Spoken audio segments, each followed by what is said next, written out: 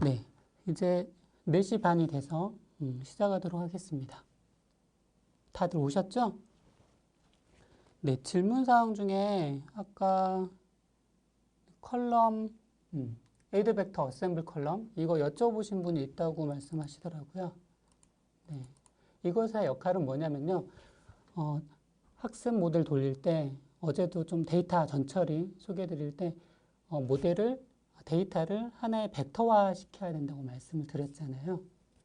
그래서 피처에 있는 여러 개의 컬럼을 하나로 벡터화 시킬 때 쓰는 게 이 벡터 어셈블인데요. 그때 그러면 어떤 컬럼을 선택해서 벡터화 시킬 건지 이게 중요하죠. 그래서 컬럼 아이디로 입력하고 싶을 때 그러면 이거 클릭해서 컬럼 아이디 입력하시면 되고요. 근데 이제 컬럼 아이디로 찾기 힘들고 이름으로 찾고 싶을 땐 여기다 컬럼 이름, 뭐 A, B, C 이런 식으로 입력을 하면은 A 컬럼, B 컬럼, C 컬럼만 찾아가지고 그 컬럼만 벡터화를 시킵니다. 그리고 패턴 네임은 이제 문자열에 컬럼 이름에 동일한 명칭, 가령 컬럼 ABC 01 컬럼이 있고 ABC 02 컬럼이 있고 ABC 03에서 막 이게 엄청 많아요. 그래서 ABC 뭐 100번 이렇게 되어 있을 때 이걸 일일이 입력하기 어려우니까 이때는 그냥 ABC만 딱 입력하면 컬럼 이름 중에 ABC가 들어간 컬럼만 싹 추론해서 벡터화를 시키는 겁니다. 네. 이럴 때 쓰는 게 벡터 어셈블 컬럼 애드 오퍼레이터예요. 네. 이렇게 설명을 마치고요. 질문사항 있으면 항상 말씀해 주세요. 네. 그 다음에 이제 지금부터 시작하도록 하겠습니다. 이번 전 시간까지 이제 다 전 주기를 다 해보신 거예요. 전 주기 데이터 수집부터 적재하고 처리하고 이제 모델을 만들고 모델도 서빙해보고 여러 가지 했고 거기다 마지막으로 융합 서빙까지 해서 전체를 마무리했고요. 다시 한번 이제 약간 정리하는 개념으로 이거는 자료를 올려주신다 했으니까 설명을 드리도록 하겠습니다. 그냥 좀 편하게 들으시면 돼요. 이거를 그래서 저희 BI의 목적이 뭐냐? 이거는 저희가 이제 인공지능 모델을 만들 텐데 그 모델을 실제 필드에 디플로이 할 때 빠르게 디플로이 해보고 이제 테스트를 해보고 하는 거죠. 그래서 모델을 만들고 인퍼런스 하는 거는 쉬워요. 근데 이거를 실제 필드에 가서 데이터가 센서로부터 올라오는 그 실제 환경에서 테스트를 하다 보면은 이제 시간도 오래 걸리고 여러 가지 이슈가 있죠. 그래서 이제 이 BI는 그런 거를 좀 빨리 도와주기 위해서 빨리 모델을 만들고 만든 모델을 필드에 빨리 디플로이해서 테스트해보고 성능이 나쁘면 다시 내린 후에 다시 모델 만들어서 다시 한번 빨리 테스트해보고 이런 식으로 모델을 좀 빠르게 프로덕션화하는 게 주요 목적입니다. 여기서 이제 출발을 한 거였고요. 그래서 기존에 모델을 만들 때 보통 이런 식으로 만들죠. 이제 배치 데이터가 있고 이 데이터를 이제 데이터 과학자, 모델 개발자죠. 모델 개발자가 피처 엔지니어링을 하고 모델을 개발해서 이제 모델을 만들게 됩니다. 그리고 이제 텐서플로우 서빙이나 이런 걸 활용해서 인퍼런스를 하게 되죠. 이게 일반적으로 그냥 간단하게 텐서플로우 서비스를 활용하는 간단한 예시인데요. 이거를 실제 필드에 적용하기에는 조금 한계가 있어요. 왜냐하면 이제 필드에 적용하려면 데이터가 이런 배치형 데이터가 아니게 됩니다. 이제 실제 센서에서 올라오는 그런 데이터죠. 일반적으로는 이제 데이터 공학자라는 분이 계세요. 일반적으로는. 그래서 이 공학자가 이제 테스트 베드를 구축을 하고 이 테스트 베드에 여러 가지 센서를 설치하고 여기서부터 데이터를 수집하고 그다음에 기본적인 정제를 한 후에 이제 모델 개발자한테 넘기죠. 그럼 그 모델 개발자가 모델을 만드는 거고요. 이런 식으로 실제 디플로이 할 때는 이런 역할을 하는 사람도 필요하게 됩니다. 그리고 인퍼런스 할 때도 이제 테스트 베드에서 바로 생산해낸 그 로우 데이터, 이 로우 데이터가 추론하는 그쪽으로 가게 됩니다. 그러면 이제 모델을 만들 때 썼던 이런 정제할 때 썼던 데이터 처리 기법, 그 다음에 학습 데이터를 만들었을 때 썼던 피처 엔지니어링 기법, 이런 기법들을 추론하는 이 과정에도 적용할 수 있게 바꿔줘야 되고요. 그 결과가 사용자에게 가게 됩니다. 또 하나 중요한 측면은 이거는 실제 필드에 운용돼야 되는 거기 때문에 서비스 운용자가 있을 수밖에 없어요. 그래서 이 운용자가 만들어진 모델을 실시간으로 이제 검증도 하고 평가도 하고, 그다음에 현재 서비스되고 있는 모델이 잘 동작하고 있는지, 네, 이런 것들을 확인을 해야 됩니다. 그래서 운용자가 따로 있어야 되는 거고요. 그 다음에 외부에 있는 AI, 인공지능을 활용할 수 있으면 도와줘야겠죠, 당연히. 그래서 이렇게 하는 그런 역할이 필요합니다. 그래서 단순하게 모델을 만들고 테스트 해보는 거는 그냥 심플하게 끝날 수 있어요. 근데 만들어진 모델을 이제 기업들이 가져와서 실제 필드에 적용할 때는 이렇게 데이터 공학자의 역할도 필요하고 서비스 운용자의 역할도 필요하게 됩니다. 근데 중요한 건 이 개개인이 다 다르기 때문에 실제 디플로이 할 때는 정말 많은 잡음이 발생할 수밖에 없어요. 그래서 디플로이 할 때 시간도 되게 오래 걸리고 문제 발생하면은 뭐 네 탓이다 내 탓이다 막 싸우면서 하다 보니까 디플로이 하는데 시간이 꽤 걸린다는 그런 단점이 있습니다. 그래서 BI의 목적은 뭐냐, 이런 것들을 좀 간단하게 지원해 줄 수 있는 뭔가를 만들자라는 거예요. 모델을 만드는 거를 도와주는 건 모델을 만드는 거는 이제 도와준다라는 게 좀 그렇지만, 일단 모델을 만드는 데 초점이 있는 게 아니고, 만들어진 모델을 실제 필드의 서비스화 시킬 수 있는 걸 도와주는 그런 플랫폼으로 보시면 됩니다. 그래서 데이터 수집부터 처리하고, 모델 만들고, 관리하고, 평가하고, 융합 지식도 좀 융합하고, 이럴 때 쓰이는 게 BI, 저희 프레임워크라고 보시면 됩니다. 그래서 다시 인공지능 모델을 실제 프로덕션화 할 때는 이런 절차가 필요한다고 말씀을 드렸고요. 각각의 단계에 필요한 내용들이에요. 테스트베드에서 올라온 로우 데이터, 당연히 실시간 정제가 필요하겠죠. 그 다음에 정제가 완료되면 데이터를 피처 엔지니어링 해야 될 거고, 그 다음에 모델을 만들고, 인퍼런스도 해야 되고, 모델도 관리해야 되고, 그 다음에 지능도 융합해야 되는 이런 기능이 필요하게 됩니다. 그리고 추가적으로 실제 서비스화를 해야 되기 때문에 성능 이슈 당연히 중요하죠. 보안 이슈도 중요하고 안정성 이슈도 꽤나 중요하게 됩니다. 그래서 이런 것들을 좀 도와주게 하는 게 죄송합니다. 저희 BI의 목적이라고 보시면 됩니다. 그러면 이런 기능들, 이것들을 어떻게 도와주느냐, 이거에 이제 좀 아셔야지 나중에 서비스를 만들 때 도움이 되실 거예요. 그래서 정리를 드린 거였고, 저희 웹툴킷 보시면 여기 상단에 이 엔진, 지금까지 배우셨던 엔진이에요. 배치 엔진, 익스터널 엔진, 미니 배치 엔진 많이 있습니다. 스트림 엔진. 이게 그냥 있는 게 아니고 이 엔진들이 각각 하는 역할이 달라요. 그래서 그 역할을 좀 잘 이해하시면 도움이 될 것 같아서 정리를 드린 거고요. 이런 기능을 실제 모델을 서비스화할 때 이런 기능이 필요하다 했고, BI가 이걸 어떻게 지원하는지, 이거는 여기 이 엔진들이 이렇게 사용이 됩니다. 그래서 테스트베드에서 데이터를 수집할 때 사용할 수 있는 엔진은 이런 스트림 엔진이에요. 그리고 데이터를 처리할 때 사용되는 엔진은 미니 배치 엔진이나 온디맨드 익스터널 서빙 엔진, 이렇게 매핑을 해두었습니다. 물론 더 있기는 한데 그냥 러프하게 매핑을 하면 이렇게 돼요.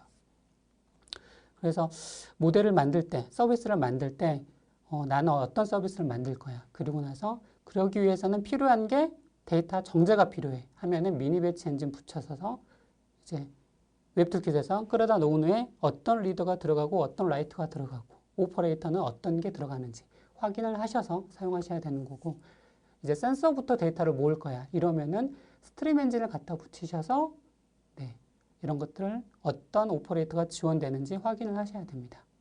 그래서 설명을 드린 거고요. 이제 오버뷰 잠깐 어제부터 계속 배운 거예요. 배운 건데 그냥 정리를 한 겁니다. 우선 실시간 정제하는 거. 실시간 정제하는 거는 이제 스트림 엔진이에요. 그래서 어제 오후쯤에 배우셨나요? 실시간 스트림 데이터 처리하기. 네, 거기서 배운 거죠. 그때 사용하는 게 스트림 엔진입니다. 저희 스트림 엔진은 BI는 이제 스팍에 있는 스트럭처드 스트리밍이라는 기술을 써요. 이걸 기반으로 활용을 하기 때문에 이런 기능들이 제공이 됩니다. 그래서 센서에서 올라오는 데이터는 보통 이제 측정 간격이 다 다르죠. 어떤 건 초 단위로 들어오는 것도 있고, 어떤 건 뭐 분 단위로 들어오는 것도 있고, 그리고 특성상 뭐 이상치 엄청 많죠. 결측치는 진짜 많아요. 그래서 이런 것들을 좀 빠르게 뭐 배치형으로 처리하는 게 아니고 빠르게 메모리상에서 이제 막 묶어서 처리하는 걸 도와주는 그런 역할이 여기 들어가 있습니다. 그리고 기본적인 데이터 처리 기능이 있고요. 이제 센서 스트림이 다수개일 때 이제 뭐 실시간으로 스트림 조인하는 거 이런 기능들도 제공을 합니다. 그리고 기본적으로 스트럭처드 스트리밍이라는 이 기술을 활용하기 때문에 그 배경에 이런 기능들이 자동적으로 제공이 됩니다. 체크 포인트 이거 되게 잘 되어 있어요. 그래서 스트럭처드 스트림 쓰는 게 좀 장점이긴 한데 그래서 이런 기능들이 있기 때문에 빠르게 센서에서 올라오는 데이터를 빠르게 묶고 통계하고 처리하고 정제하는 이런 기능을 수행할 수 있다는 것 말씀을 드린 거고요.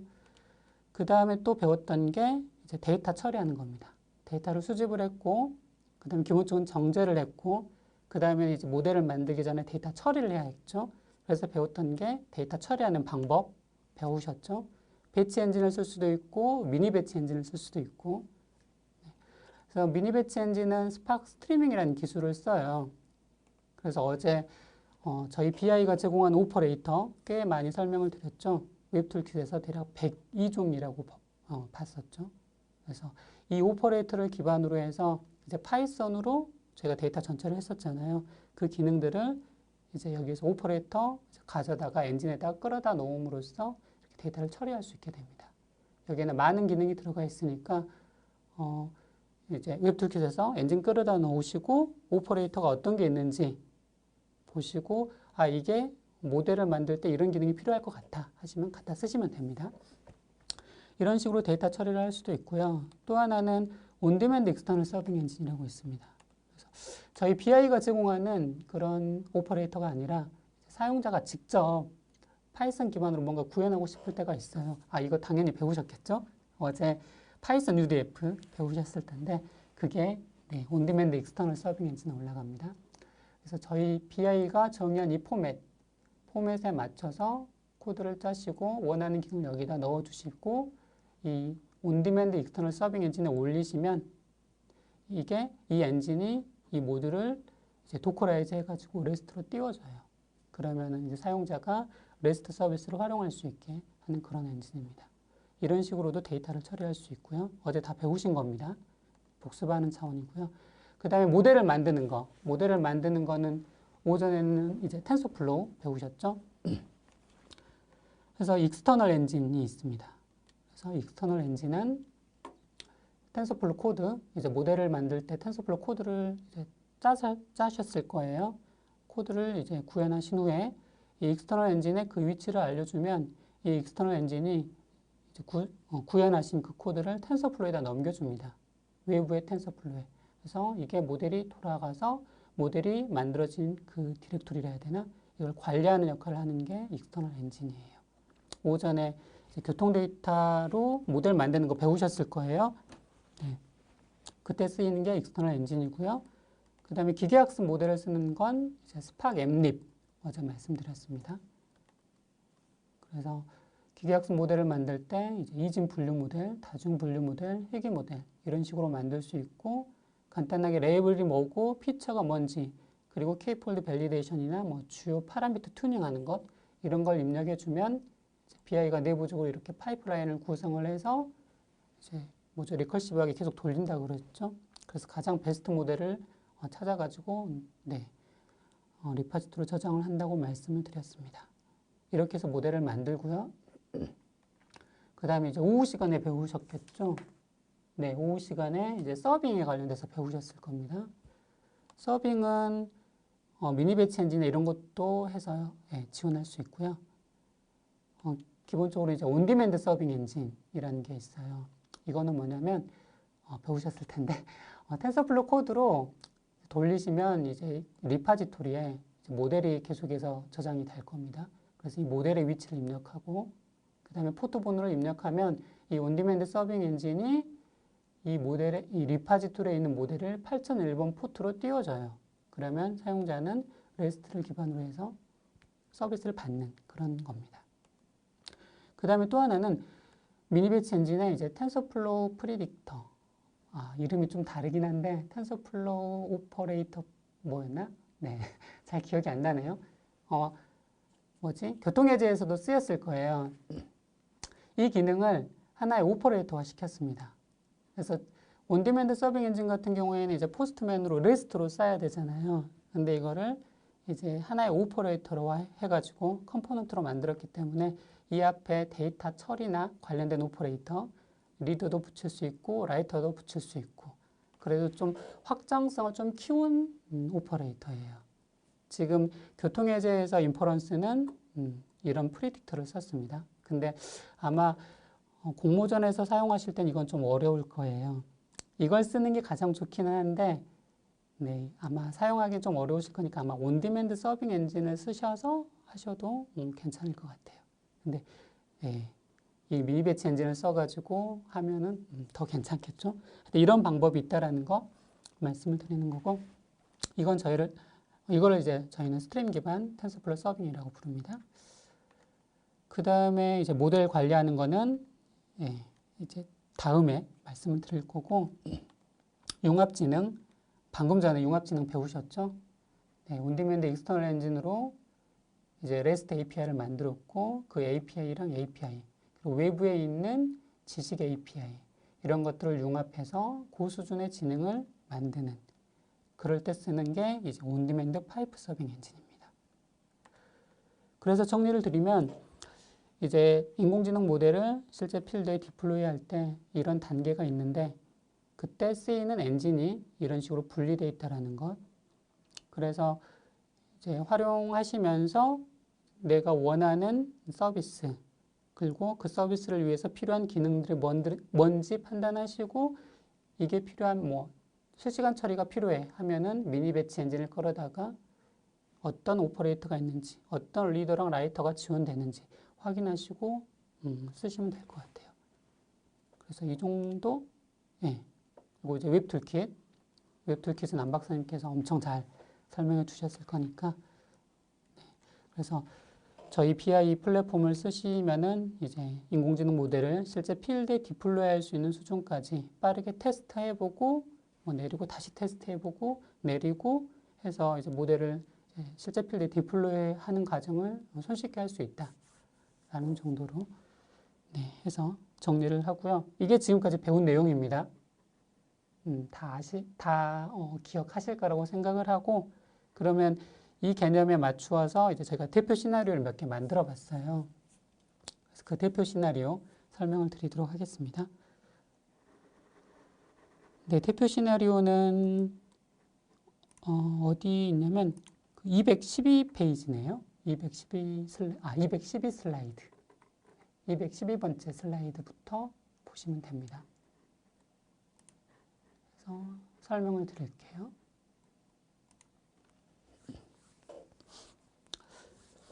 네, 그래서 이제 BI를 활용해서 이제 저희가 대표 시나리오로 만든 게 여러 개 있는데 그 중에서 좀 대표로 될 만한 것들 세 가지를 추려왔습니다.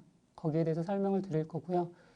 원래는 여기 학습 모델 검증 및 평가하기가 있는데 이거는 이제 강남교통속도 예측 이걸 하면서 같이 덧붙여서 설명을 드릴 거예요. 그리고 이제 융합지능 서비스로 여러 가지 있는데 이런 거 설명을 드리도록 하겠습니다. 네, 저희 BI 플랫폼의 특징입니다.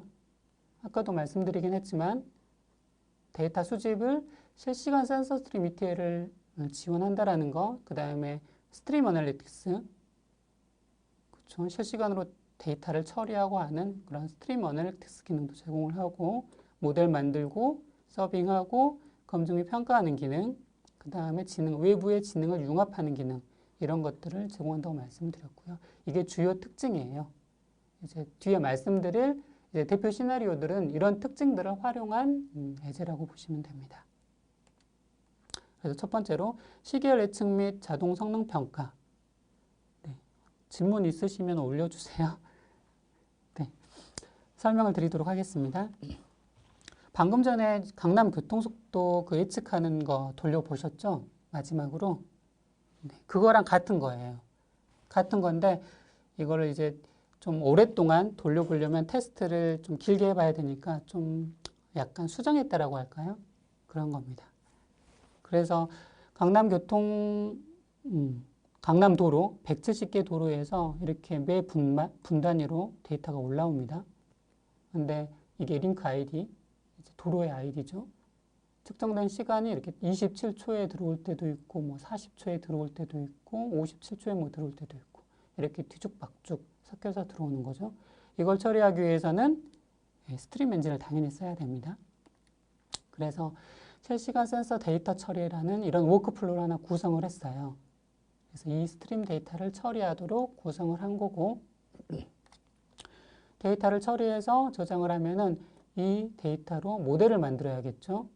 이게 주기적 모델 재학습, 이 워크플로우가 그 모델을 만드는 그런 워크플로우입니다. 그 다음에 만들어진 모델로 이제 인퍼런스를 해야 되겠죠. 이게 인퍼런스 하는 예제고요. 이렇게 인퍼런스를 하면은 카프카나 이런 정보로 이제 이런 걸로 170개 도로에 대한 15분의 교통속도가 갈 거예요. 그럼 관리자는 그 텍스트 데이터를 이렇게 이미지에다 딱 씌워서 좀 예쁘게 표현할 수 있겠죠. 이런 서비스를 제공하는 거고요. 추가적으로 추론할 때 이 뒤에 엔진 하나 더 붙였어요. 이게 평가를 위한 엔진입니다. 그래서 모델 성능을 검증하는 이런 워크플로우로 구성이 되어 있습니다. 이게 다 한꺼번에 돌아가는 거고요. 앞서 배우셨던 교통속도 그 예측은 아마 엔진이 기본적으로 5개고 이제 시뮬레이션을 위한 엔진 2개 붙어서 총 7개였을 텐데 이제 좀 많아졌죠. 네. 그래서 다시 이렇게 말씀을 드리면 이렇게 구성이 돼 있어요. 실시간 센서 스트림 처리하는 거, 그 다음에 모델 재학습하는 워크플로우, 교통속도 예측하는 워크플로우, 모델 성능 검증하는 워크플로우.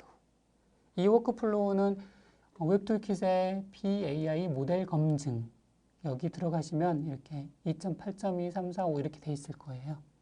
이거 보시면 같은 겁니다. 그리고 이거는 뭐죠? 저희 매뉴얼 홈페이지에도 정리를 해놨으니까 보시면 될 것 같아요. 간단하게 설명을 드릴게요. 웹툴킷을 좀 보면은 좋기는 한데 그냥 넘어가도록 할게요. 이게 실시간 시계열 데이터 처리하는 워크플로우입니다. 총 4개의 엔진으로 구성이 되고요. 이거는 안 박사님께서 잘 설명해 주셨을 거예요. 첫 번째 엔진은 실시간으로 정제하는 엔진입니다. 그래서 1분 단위로 통계내는 거. 두 번째 엔진은 5분 단위로 통계내는 거예요. 그리고 피처 엔지니어링 하는 엔진이 들어가 있습니다. 이전에 배우셨던 그 교통속도 예측 그 워크플로우에서는 여기 이제 파일로 이제 쓰게 해놨습니다. 그래서 하나의 파일에 데이터가 계속해서 어펜드하게 되어 있어요.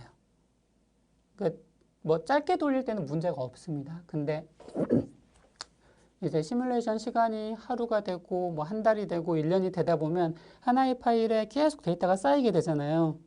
그럼 파일이 엄청 커질 거고 마찬가지로 그 데이터 파일로 모델을 돌리면 당연히 엄청 오래 걸리겠죠. 그래서 그렇게 하면 안 될 것 같아서 이제 또 하나의 스트림 엔진 하나 더 넣었어요. 이거는 이제 파일 파이프라이터라는 게 붙습니다. 그래서 시간대별로 데이터를 저장하게 만든 건데 한번 보실까요? 네. 여기 BAI 모델 검증 및 평가 여기에서 실시간 시계열 데이터 처리하기 이거 보시면 이렇게 되어 있습니다. 이거 설명드렸고 마지막에 파일 파이프라이터라는 게 있습니다. 그래서 죄송합니다. 이렇게 돼버리네요. 화면이 아까랑 다르네.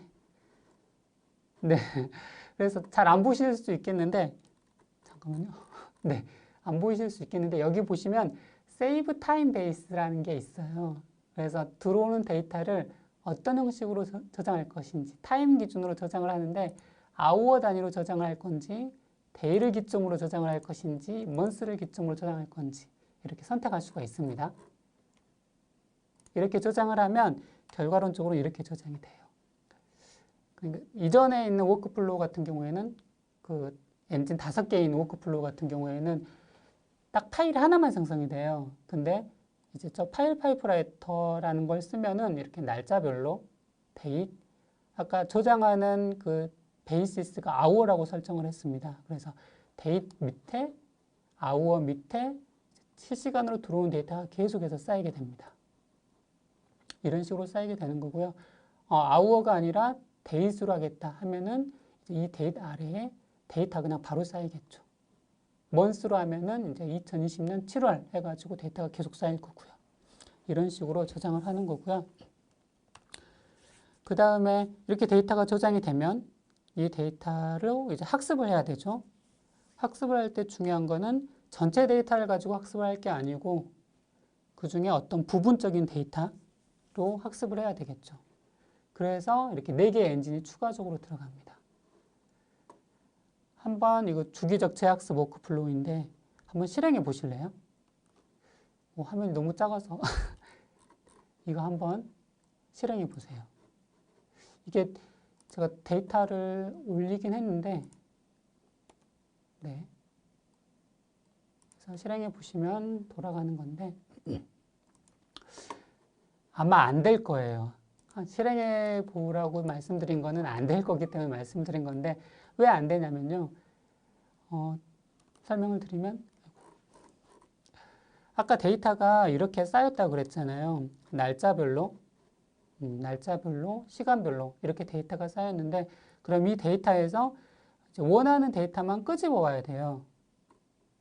그래서 어떤 이제 트레인 디렉토리라는 게 하나 있고 그 디렉토리에서 이제 정말 학습만을 위한 데이터를 필터링 해가지고 이제 트레인 디렉토리라 해야 되나? 이쪽으로 옮겨야 됩니다. 그래서 그 역할을 하는 게 이 엔진이에요. 아마 파일 시스템 엔진도 배우셨을 거예요. 아마 첫날 엣지에서 클라우드로 옮기는 거.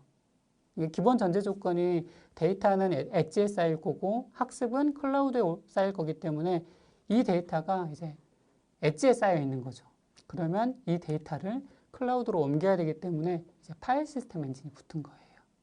지금 이제 하나의 스탠드얼론이긴 하지만 그래서 이제 파일 시스템 엔진이 붙어서 디렉토리에 있는 그 데이터 중에서 특정 데이터만 가져와서 이제 모델을 구성을 해야 됩니다.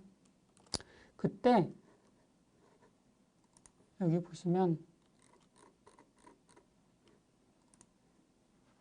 안 보이나요 혹시? 네. 여기 보시면 실시간 시계 열이네요. 디렉토리를 읽어와서 이제 필터링을 할 건데 여기 타임 베이스드 필터라는 게 있어요. 그래서 현재 시간을 기점으로 해서 10일치 데이터만 가져오라고 설정이 되어 있습니다. 근데 리파지토리에 있는 데이터의 기간을 보시면 리파지토리의 데이터 밸리데이션 밑에 트레인할 만한 데이터를 보시면 날짜가 7월 17일이에요. 오늘이 8월 20 며칠이죠. 8월 20 며칠부터 10일치 데이터만 가져오라 했기 때문에 당연히 데이터가 아무것도 없겠죠. 그래서 동작을 안 할 겁니다. 안 한다기보다는 데이터가 없는 거죠. 동작은 하는데. 그래서 이건 바꿔줘야 돼요.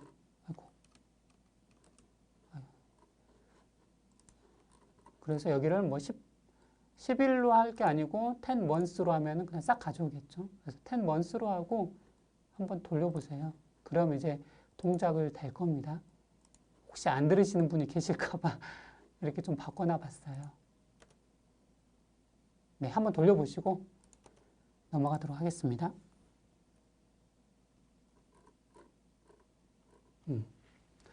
그래서 이제 데이터를 옮긴 거고, 그 다음에 이제 학습 데이터를 만드는 과정이에요. 그리고 학습 데이터를 만들었고, 그건 아니네. 데이터를 만들었고, 그 다음에 이제 텐서플로우 수가 어디 갔지? 텐서플로우 익스터널 엔진 써서 네, 텐서플로우를 돌려서 모델을 만든 겁니다. 그리고 특정 디렉토리에서 다른 디렉토리로 옮겼기 때문에 옮긴 디렉토리의 데이터를 삭제한 거고요. 이렇게 구성이 되어 있습니다. 네, 한번 돌려보셨나요? 이제 중요한 게, 또 하나 중요한 게 발표 자료에는 없는데, 이제 트레이닝을 하려면 레이블 데이터가 중요합니다. 그래서 레이블 데이터를 잘 생성을 해야 되는데, 이제 지금 교통예제 같은 경우에는 현재 그 데이터를 기반으로 해서 이제 15분 후에 속도를 예측을 하는 거예요. 그러면 이제 레이블 데이터를 생성할 때 현재 시간이 있으면 현재 측정된 교통속도 데이터가 있으면 15분 전에 이 모델이 예측한 15분의 속도가 있겠죠. 그러면 모델이 예측한 건 예측값이고 현재 측정된 값은 그라운드 트루스로 사용할 수 있잖아요. 그래서 이런 식으로 레이블을 구성할 수가 있습니다. 이게 바로 두 번째 엔진이에요. 혹시 이해되시나요? 이건 이제 LSTM이 아니고 CGR 데이터 같은 경우에 이제 사용할 수 있는 방법이긴 한데 이런 식으로 구성하게 해놨습니다. 그래서 데이터를 돌리면 이런 식으로 모델이 하나씩 하나씩 생성이 될 거예요. 그래서 세이브드 모델, 이거는 텐서플로우 서빙 위해서 필요한 데이터죠. 네. 그리고 이제 이 모델 안에 필요한 데이터들이 있고 인덱스 있고 메타그래프도 있어야 될 거고 이런 식으로 쌓이는 걸 확인하실 수 있을 겁니다. 그래서 모델이 만들어졌을 거고 이제 모델이 만들어지면 추론을 해야 되겠죠. 추론을 할 때 2.8.5 보시면 첫 번째 엔진이 추론하는 엔진이에요. 그래서 세 번째 텐서플로우 프리딕트 오퍼레이터 있죠. 여기 보시면 그리고 옵션 아까 오전에 오토 로딩 뭐죠? 모델 오토 로딩 배우셨죠? 아마 옵션이 이제 오토 로딩이 true로 되어 있을 거예요. 그래서 모델이 갱신될 때마다 새로운 모델로 업데이트돼서 서비스하라고 설정을 해놨고요. 중요한 거는 추론을 하기도 해야 되고, 이 추론된 결과가 정말 제대로 되고 있는지 확인도 해야 될 거예요. 그래서 두 번째, 추론 결과를 저장할 수 있는 엔진이 하나 더 들어가 있습니다. 여기에 이제 데이터가 이런 식으로 쌓이게 돼요. 이거는 이제 이 모델이 추론했을 때 그 데이터예요. 네, 서비스 추론 결과, 모델에 의해 추론된 15분 후의 교통속도. 이 데이터를 가지고 이제 성능을 검증하게 됩니다. 검증하는 건 2.8.7절, 7. 이걸 해서 보시면 이렇게 구성이 되어 있어요. 첫 번째는 이제 모델 학습할 때랑 똑같이 데이터를 옮기는 애고요. 마지막 엔진은 옮긴 데이터를 삭제하는 엔진이라서 그렇게 중요한 건 아니고 두 번째 엔진이 되게 중요합니다. 얘가 성능을 비교하는 엔진이에요. 그래서 아까 그 레이블 데이터 어떻게 구성한다고 말씀을 드렸잖아요. 현재 측정된 교통속도 값, 그 다음에 15분 전에 모델이 측정된 15분의 교통속도 이렇게 두 개가 나오니까 15분의 차이가 있잖아요. 그래서 15분을 좀 시프팅 해줘야 됩니다. 데이터를 좀 시프팅 해줘야 되겠죠. 그때 사용되는 게 두 번째 엔진에 붙은 데이터 시프팅이에요. 얘가 이제 추론된 결과를 15분으로 이제 시프팅 하는 거예요. 그리고 나서 시프팅 그 값과 이제 레이블 값을 비교해서 성능을 측정하는 겁니다. 이해 안 되시면 좀 남겨주세요. 날짜 조건이 잘 안 보이시나요? 네. 이게 제가 화면이 너무 커서 잘 안 보이시죠? 날짜 조건이, 근데 이거 키우면 보이시나요, 이거? 날짜 조건 어디에 하냐면요. 파일을 이제 옮겨야 되잖아요. 그래서 첫 번째 엔진에 여기 보시면 오퍼레이터 중에 타임 베이스드 필터라는 게 있습니다. 그래서 현재부터 커런트 타임을 기점으로 해서 10개월을 치의 데이터를 옮기겠다라는 거예요. 네, 여기서 확인할 수가 있습니다. 네. 그래서 마지막, 네, 성능을 평가하는 거 말씀을 드렸고요. 그래서 마지막 엔진 한번 봐볼게요. 지금 보여드리는 게 2.8.7입니다. 이거 혹시 보이시나요? 잘 안 보이시나요? 보이시나? 여기에서 이제 여기 퍼포먼스 메저라는 게 있습니다. 그래서 얘가 이제 성능을 측정하는 거거든요. 그라운드 트루스로 들어오는 컬럼 여기다 집어넣고요. 네. 그 다음에 여기가 예측되는 거예요. 지금 저희 BI에서 텐서플로우를 활용해서 예측하는 그 모든 모델은 컬럼이 어떻게 되냐면 모델의 ID 하고 그 옆에 아웃이라는 게 붙어요. 그래서 아웃이라는 컬럼이 있는 것들을 이제 뭐죠? 예측 데이터로 하고 그라운드라는 이름으로 되어 있는 거를 그라운드 트루스 컬럼으로 해서 비교를 하겠다라는 겁니다. 그리고 비교를 할 때는 리그레이션 타입이죠. 왜냐하면 교통속도니까. 리그레이션으로 할 것이고 RMSE를 해서 평가를 하겠다라는 겁니다. 한번 이거 돌려볼게요. 그냥 운영화면 가셔서 빌드 하시고 그다음에 배포 해보시면 네, 돌아가겠죠? 그래서 데이터가 이제 옮기죠. 데이터를 옮기고 있는 거고요. 데이터를 다 옮겼고 이제 평가하고 있는 중입니다. 데이터를 시프팅해서 레이블 데이터 만드는 중이고 그 다음에 오더링하고 이거 보이시죠? 이게 이제 성능 측정한 거예요. 네. 이걸로 보여드리는 게 나으니까 아니구나. 네. 이게 그래서 다시 이게 51번 도로의 이제 예측 값과 그라운드 트루스 값을 비교했더니 0.07이라는 거예요. RMSE가. 그리고 33번 도로에 대해서 RMSE를 측정했을 때는 0.08이었다라는 거고요. 이런 식으로 170개 도로에 대해서 이렇게 평가한 걸 확인할 수가 있습니다. 이걸 다 통계내서 결과값이 이렇게 저장이 되는 거예요. 그래서 파일 라이터 위치 확인하셔서 뭐지? 위치 확인하셔서 measure.csv라는 파일이 있어요. 그래서 미리 보기 하시면 이런 식으로 되는 걸 확인하실 수가 있습니다. 그래서 이제 모델의 ID, 모델이 지금 0번 모델이네요. 작업은 리그레션이었고 이제 예측에 활용된 컬럼 이름은 0번의 아웃 컬럼이라는 거고요. RMSE로 성능을 측정했고 그때 성능은 0.07이었다라는 걸 확인할 수가 있습니다. 이렇게 하는 거고요. 네. 그래서 이 데이터는 이런 식으로 데이터가 저장이 된다라는 거. 아까 아우어 기반으로 설정을 해서 날짜, 아우어 밑에 로우 데이터가 쭉 쌓이는 거 말씀드리는 거고요.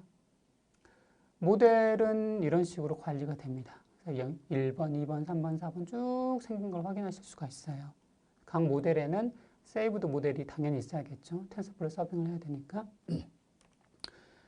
그래서 저희의 목적이 이거 만든 거를 실제 필드에 디플로이 하는 게 목적이라고 했잖아요. 그래서 이걸 좀 오랫동안 돌려봤어요. 아까 그 4개의 워크플로우 있고 총 엔진의 수는 13개인가 될 거예요. 그걸 한번 돌려봤습니다. 그래서 4월 24일부터 5월 7일까지 한번 테스트를 첫 번째 해봤고요. 대략 2주 동안 테스트했을 때 문제가 없었고 5월 21일부터 5월 27일까지 대략 일주일 정도 테스트를 했을 때 문제가 없었습니다. 그때 에뮬레이션 스피드를 좀 20배 정도 빠르게 했어요. 왜냐하면 좀 악조건 속에서 좀 테스트를 해봐야 돼서 그래서 좀 빠르게 데이터가 오게 하고 그리고 오랫동안 돌려보게 함으로써 좀 안정적인 걸 체크를 해야 돼서 그래서 이렇게 테스트를 했을 때 문제 없이 잘 돌아가는 걸 확인해서 네, 잘 돌아간다라는 거 말씀을 드릴게요. 혹시 여기까지가 이제 실시간 학습 모델 만들고 검증하고 평가하는 거예요. 혹시 질문사항 혹시 있으시면 좀 남겨주실래요? 네, 좀 남겨주시면 좋을 것 같아요. 남겨주실 거라 믿고 넘어갈게요. 이제 여기서 이제 모델 성능 평가 이제 간단하게 말씀을 드릴게요. 일반적으로 이제 모델을 만드실 때 이제 로우 데이터 파일이 있을 거예요. CSV 파일. 이걸 가지고 피처 엔지니어링을 하고 이제 모델을 만듭니다. 그리고 이 모델, 지금 M이라고 표현했죠. 이 모델에 대해서 성능을 이제 평가를 하겠죠. 이때의 성능이랑 센서에서 실제로 데이터가 올라올 때, 이때에 처리된 데이터를 기반으로 인퍼런스를 했을 때 그 성능은 당연히 차이가 날 수밖에 없습니다. 왜냐하면 여기에서는 아마 노멀라이제이션 당연히 하겠죠. 노멀라이제이션 당연히 할 텐데 여기서는 이제 전체 컬럼을 기준으로 이제 노멀라이제이션을 이제 좀 안정적으로 배치 노멀라이제이션이든 뭐든 안정적으로 했을 거예요. 근데 인퍼런스 할 때는 데이터가 한 개밖에 없습니다. 그러면 이 데이터를 어떻게 노멀라이제이션을 해야지 성능이 좋게 나올까요? 당연히 잘 안 됩니다. 그래서 일반적으로는 이제 학습에 사용했던 그 컬럼의 평균값, 베리언스 값을 활용해서 이제 그걸 기반으로 해서 노멀라이제이션을 하긴 하는데 어쨌든 간에 이제 성능의 차이는 발생할 수밖에 없다라는 것. 그러면 당연히 평가가 이루어져야 된다는 걸 말씀드리고 싶어서 준비한 슬라이드고요. 그래서 성능 평가는 이런 식으로 한다고 말씀드린 겁니다. 이제 리더가 있고 텐서플로우 프리딕트 오퍼레이터가 있어서 데이터가 들어온 것에 대해서 프리딕트를 하고 레이블 데이터를 만들어서 비교하는 거. 아까 전에 말씀드렸죠. 그래서 이런 식으로 구성이 됩니다.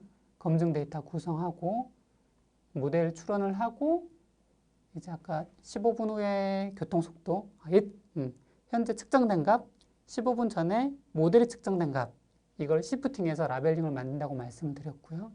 그래서 라벨링 값이랑 예측 값이랑 비교해서 이제 성능을 파악한다라고 말씀드렸습니다. 네. 그래서 2.8.8절 이걸 지금 설명드리려고 하는 건데, 네. 아까랑 같아요. 모델 성능 실시간 평가하기랑 거의 비슷합니다. 그래서 돌려보셨죠, 아까? 아까 돌려봤죠. 네. 그래서 이렇게 평가를 할 수 있다라는 거고, 이걸 돌리면 이런 식으로 170개 각 도로에 대해서 예측값과 실제 그라운드 트루스 값이 이렇게 차이가 난다라는 거, RMSE 값이 이렇게 출력이 된다라는 거, 네, 말씀을 드렸습니다. 그래서 그래서 네. 돌려보시면 measure.csv라는 파일 아래 이런 식으로 쌓이게 됩니다.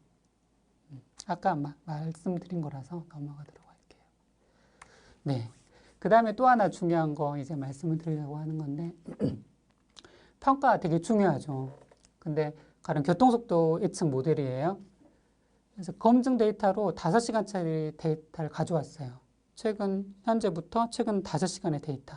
이 5시간의 데이터를 가져와서 검증을 했더니 성능이 안 좋아요. 근데 이걸 안 좋다고 말할 수 있을까요?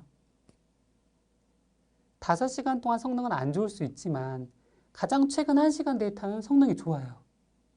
이러면 어떻게 해야 될까요? 그래서 이제 모델 검증을 딱 한 번만 하는 거는 되게 불안하더라고요. 특히 이런 시계열 데이터 같은 경우에는. 그래서 생각한 게 이런 거였습니다. 검증 데이터가 있으면 이 전체로 딱 한 번 해서 검증을 끝내는 게 아니고 이 검증 데이터를 좀 나눠서, 지금 4개로 나눴죠. 전체를 4개로 나눠서 전체를 써서 한번 검증을 하고, 가령 검증 데이터가 4시간으로 이루어졌다 하면 4시간, 최근으로부터 4시간 데이터 전체를 가지고 모델의 성능을 한번 검증하고, 그 다음에는 이제 3시간만 가지고 검증을 해보고, 2시간만 가지고 검증을 해보고, 가장 최신 1시간 데이터를 가지고 검증을 해보고, 이런 식으로 해서 이제 평균을 내면 좀 더 정확하지 않을까라는 생각에서 이런 게 더 추가된 겁니다. 그래서 2.8.8절에서 두 번째 엔진의 10번째 오퍼레이터, 여기 나이브 퍼포먼스 메저라는 그 오퍼레이터에 K폴드라는 게 있습니다. 방금 말씀드린 게 그거예요. 방금. 지금 5라고 설정을 하면은 검증 데이터가 있으면 5개를 쪼개가지고 전체로 한번 검증을 해보고, 그 다음에 마지막 거 빼고 4개, 최신 4개로 검증을 해보고, 4개 그룹이라 해야 되나? 4개 데이터셋. 이런 식으로 5번 검증을 하겠다라는 거예요. 한번 돌려보실래요? 다중모델 평가 2.8.8절 여신 후에 보이시죠? 대답이 없으셔서 네, 여기 나이브 퍼포먼스 메저에 K폴드를 뭐 몇으로 할까요? 10? 10으로 할까요? 이런 식으로 돌리면 네, 한번 돌려보시면 데이터가 지금 타임 필터가 10일이라 돼 있어서 데이터 하나도 없겠죠. 먼스로 바꾼 후에 하셔야 됩니다. 이거 안 들으셨으면 안 돌아갈 거예요. 데이터를 타임 베이스드 필터 오퍼레이터에서 10 months로 바꿔야지 네, 최근 데이터가 없어서 이런 현상입니다. 그래서 해서 돌려보시면 이거 뭐지? 페일드는 데이터가 없기 때문에 네. 해서 돌려보시면 네, 돌아갈 거예요. 네, 기다리시면 될 것 같고 빌드만 했죠. 배포를 눌러야죠. 네, 하면 돌아갈 겁니다. 데이터를 먼저 옮길 거고 필터에서 시간을 기점으로 해서 데이터를 옮겼죠.